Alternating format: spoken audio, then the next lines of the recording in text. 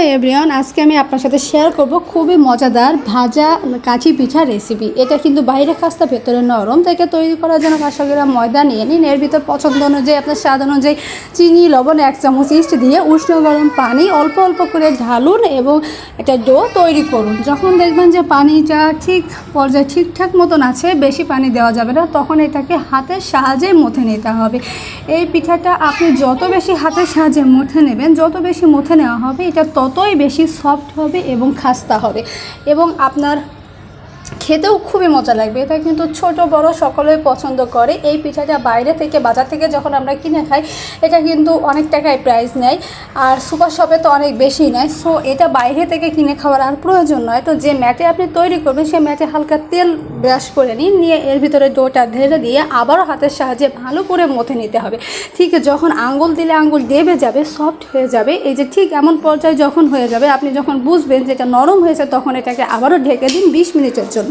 দেন 20 minute পরে ঢাকনাটা তুলে নিয়ে দেন আবারও কিছুটা ময়দা ছিটিয়ে দিন, দিয়ে এটাকে হালকা করে একটু মথে নিয়ে ঠিক এইভাবে হাতের সাহায্যে, একটা বেলনির সাহায্যে বেলে নিয়ে দেন আপনি এটাকে ছোট ছোট পিস করে কেটে নিয়ে, আমি ঠিক যেভাবে দেখাচ্ছি ভিডিওতে সেভাবে কাঠির সাহায্যে এইভাবে দাগ দিয়ে একটার উপর একটা দিয়ে হালকা করে চাপ দিন। এতে আপনার শেপ তৈরি হয়ে গেল। আপনি চাইলে যে কোনো শেপে এটা তৈরি করতে পারেন আপনার চয়েস অনুযায়ী। আপনি এটাকে পেঁচিয়ে পেঁচিয়েও তৈরি করে নিতে পারেন, বা লম্বা গোল যে কোনো স্টাইলে, যেভাবে ইচ্ছা আপনার পছন্দ সেভাবে তৈরি করতে পারেন। দেন এইটাকে ডুবো তেলে ভাজতে হবে। এই ডুবো তেলটা যাতে গরম হয়েছে কিনা, এটা আগে থেকে অল্প একটু ময়দা দিয়ে এটাকে পরীক্ষা করে, যখন দেখবেন এটা গরম হয়ে গেছে, তখন এর ভিতরে আস্তে আস্তে পিঠাগুলো দিয়ে দিন এবং অল্প আছে, হাই হিটে এটাকে ভাজা যাবে না, একেবারে লো থেকে মিডিয়াম আছে থেকেও একটু কম, এইভাবে দিয়ে এপিট ওপিট ভালো করে ঘুরিয়ে ঘুরিয়ে এটা ভেজে নিন, গোল্ডেন ব্রাউন কালার না হওয়া পর্যন্ত। যখন ঠিক এরকম কালার হবে, তখন কিন্তু এটা তৈরি হয়ে যাবে। তেল ঝরিয়ে তুলে নিন এবং গরম গরম বা ঠান্ডা ঠান্ডা যেভাবে আপনার পছন্দ পরিবেশন করুন, ছোটো বড়ো সকলেই পছন্দ করবে।